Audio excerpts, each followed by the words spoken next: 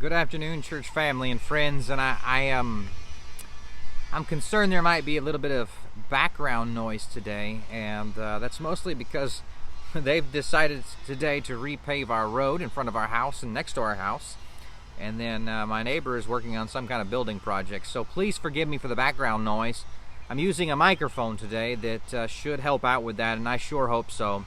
And I don't have my normal camera at home. We've been doing so much of the stuff at church, and so please forgive me. I'm trying to use a different setup, and I know it may not be ideal, but we just recently, in the last couple of minutes, posted onto our Facebook page a letter from me to church members, and so I encourage you to go read that, and it'll spell out in great detail what's going on with the church and the reopening, and so I encourage you to do that. Today's devotion is in Haggai. Haggai is third to last book of the Old Testament. He is a prophet that is to the returning remnant of Jerusalem. And so here they've been in captivity in Babylon for 70 years, and now they're returning back, and they've started some of the worship, and the temple's been set up, and some of those things. And so Haggai is the prophet to the nation of Israel that has returned from captivity and returned from judgment. And so I was looking at this today because I was looking at that in the sense of returning back to church and trying to glean some biblical concepts and principles for returning back to church. But I found something completely irrelevant, or not irrelevant, not relevant to that topic, but to something completely different. And I thought to myself, could be said to the American church today, by and large.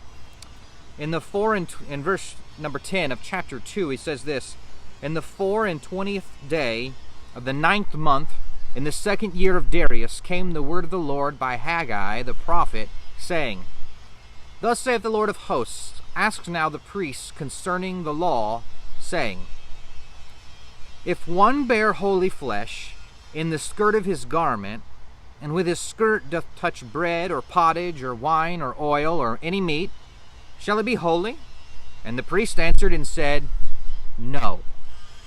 So Haggai says, ask the priests, look at the law, and ask you this self-question. If you have holy things touching things that are not holy, not unclean, but things that are just normal, the hem of your garment, does it make your garment holy? And the priest said, No. And then he goes on and says this: Then said Haggai, If one that is unclean by a dead body touch any of these, shall it be unclean? And the priest answered and said, It shall be unclean. You see, I believe that. So then answered Haggai and said, So is this people, and so is this nation before me, saith the Lord, and so is every work of their hands, and that which they offer there is unclean. And now I pray you, consider from this day and upward, from before a stone was laid upon a stone in the temple of the Lord, since those days were, when one came to an heap of 20 measures, there were but 10, but one came to the press fat, for to draw out 50 vessels out of the press, there were but 20.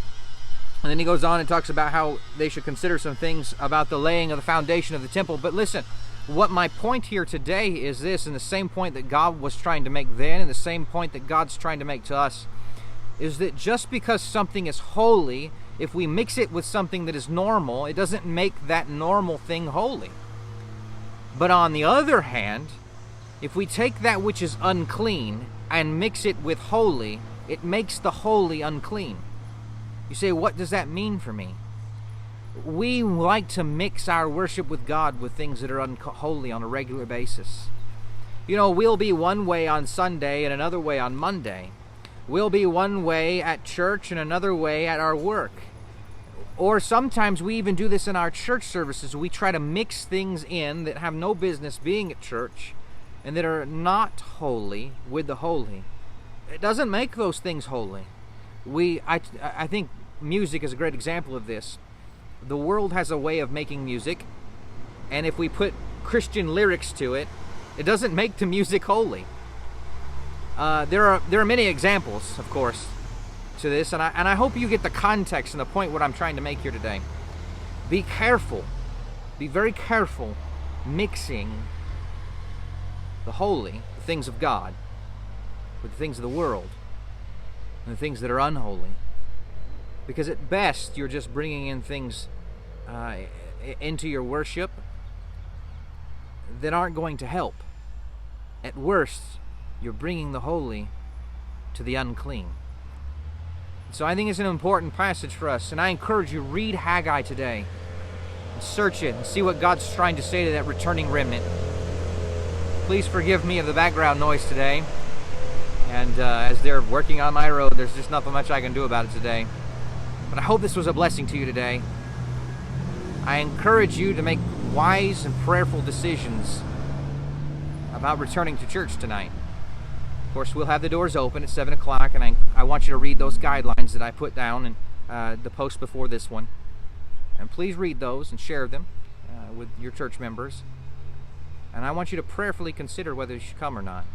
I don't want you to feel like you have to come if you are in a position where your compromised immune system or in that group that is recommended by the government to kind of take extra precautions.